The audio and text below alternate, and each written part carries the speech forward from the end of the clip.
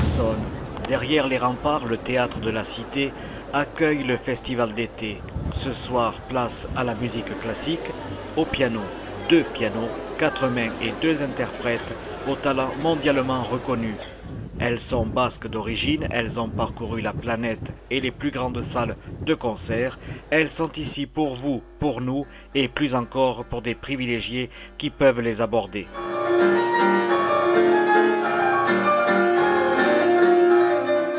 Katia, Marielle Labec, bonsoir.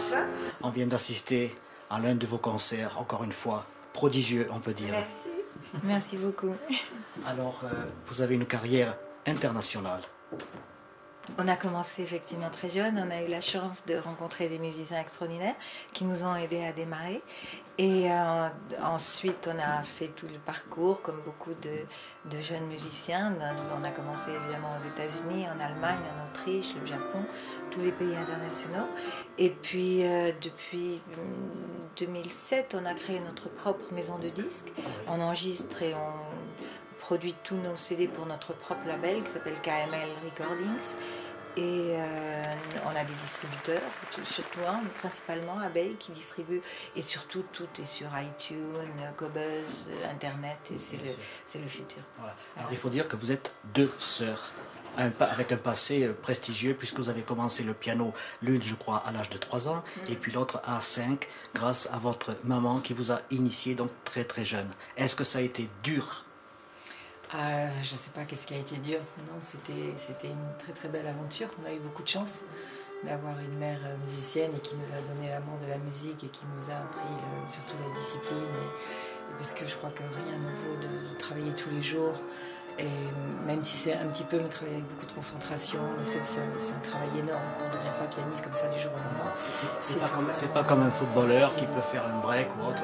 Vous jouez tous les jours, oui, par obligation, pour le doigté, c'est cela? Oui, mais pour tout, même pour apprendre du nouveau répertoire. Mais le piano, c'est un instrument qu'il faut apprendre vraiment très très tôt. Comme le violon aussi, ce sont 2 instruments vraiment solistes et qu'il faut travailler vraiment quand on est très jeune. On a eu beaucoup de chance de travailler avec notre mère parce que elle nous a justement appris l'amour de la musique, parce que sur la côte basque, il n'y avait pas grand-chose dans ces années-là. Je crois savoir que votre maman était aussi cantatrice, c'est cela? Ah non, elle est pianiste. Professeur de piano. Et c'est pour ça que ça nous a beaucoup aidés, parce que c'est quand même autre chose de travailler avec sa mère et de travailler tous les jours, de travailler avec beaucoup de concentration. Elle nous a appris beaucoup aussi la discipline, en fait, c'est ça. Ces époques-là, c'était les époques parisiennes. Ça, c'était un peu plus tard. Ça, c'était plus tard. Non, nous sommes nés sur la côte basque. Oui, vous avez des origines basques. On revendique nos origines basques. Ce soir, on était sur scène avec 3 musiciens basques merveilleux, Calacan, le groupe Calacan, avec lequel on a fait beaucoup de tournées. Et puis on les a présentés à Madonna. Madonna a été subjuguée par leur talent. Elle les a amenés en tournée pendant 1 an avec sa dernière tournée, MDNA Tour. Et là, on a eu le plaisir de les retrouver. Ils sont rentrés l'année dernière. On a recommencé nos concerts et on travaille sur plusieurs créations avec eux, dont la prochaine, après Boléro, on fera certainement Carmina Burana.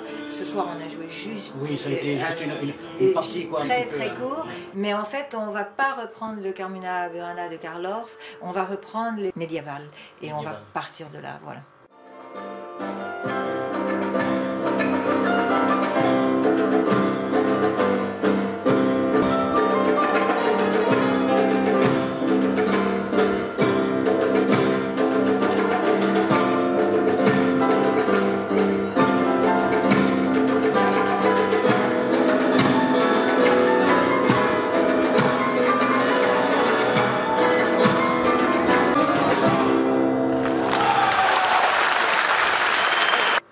Est-ce qu'on vous retrouve prochainement sur des routes de France? Eh bien oui, pour une fois. Enfin là, on va jouer à Monte-Carlo, après on va partir à Uzès, on va partir à Saint-Paul-de-Vence et aussi en Autriche beaucoup, à Vienne, à Gmunden, à Reichenau, dans plusieurs villes autrichiennes. Alors, je sais que vous avez un répertoire assez éclectique, notamment Gershwin. Vous faites du jazz aussi, bien sûr.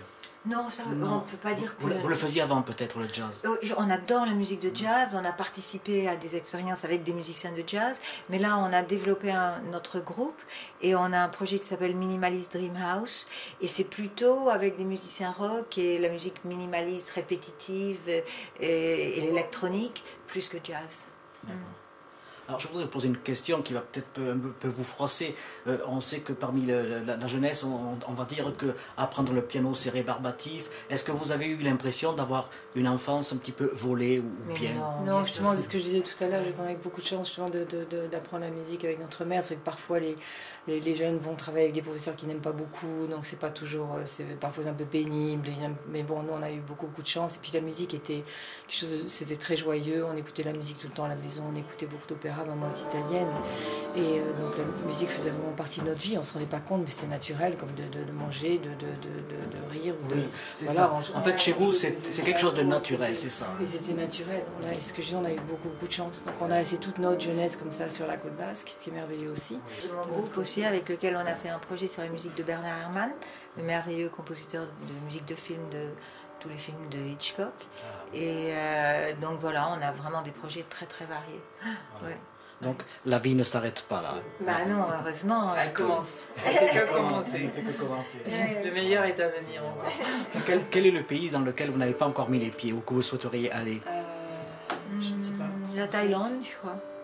Peut-être, oui. Oui, peut-être. Êtes-vous allé en Chine? Oui, bien sûr, plusieurs fois.